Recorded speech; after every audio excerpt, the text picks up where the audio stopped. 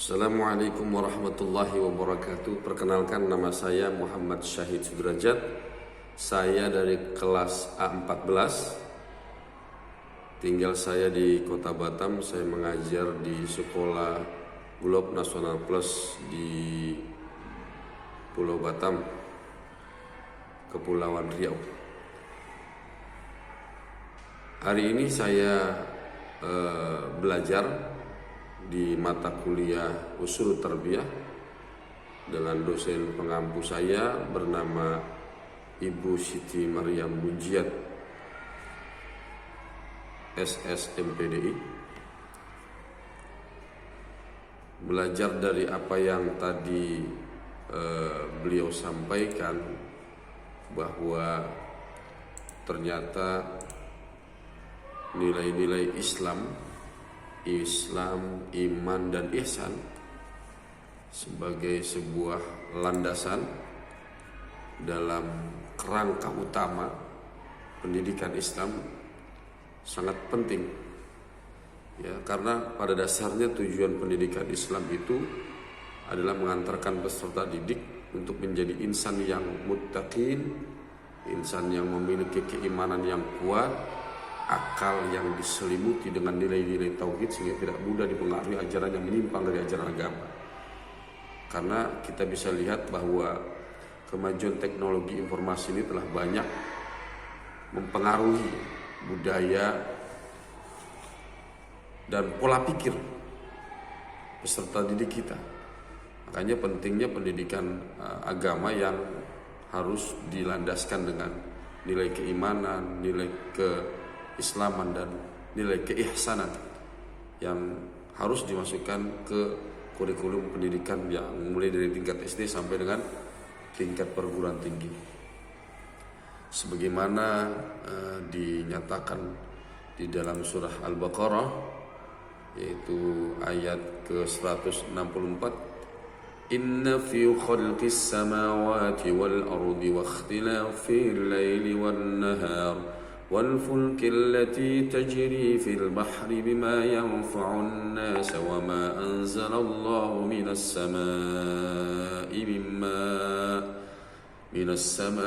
من ماء فأحيا به الأرض بعد موتها وبث فيها من كل دابة وتصريف الرياح والسحاب المسخر بين السماء والأرض لآيات لقوم يعقلون.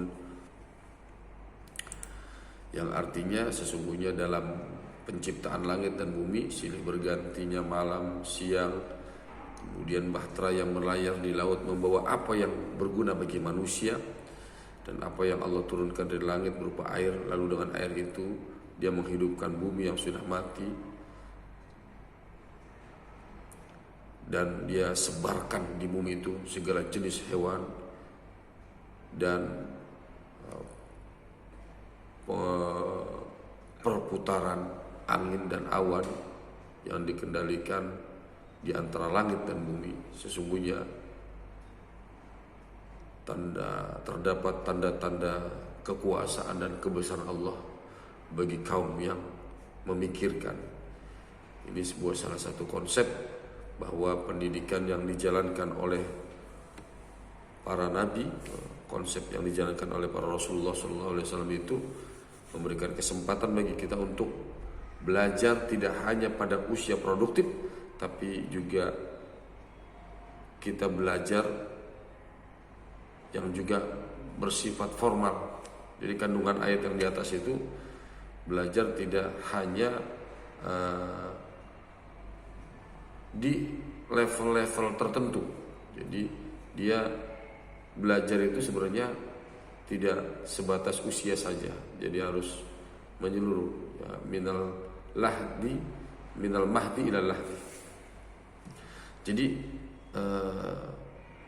dari ayat yang di atas jelas bahwa potensi manusia itu sangat luar biasa yang diberikan oleh Allah Subhanahu wa taala berupa akal untuk bisa berpikir, dan dari hasil perolehan berpikir tadi diperlukan dalam konteks pendidikan agama ini harus terencana, matang, agar terarah dari pembelajaran yang akan kita pelajari terutama dalam pendidikan agama Islam.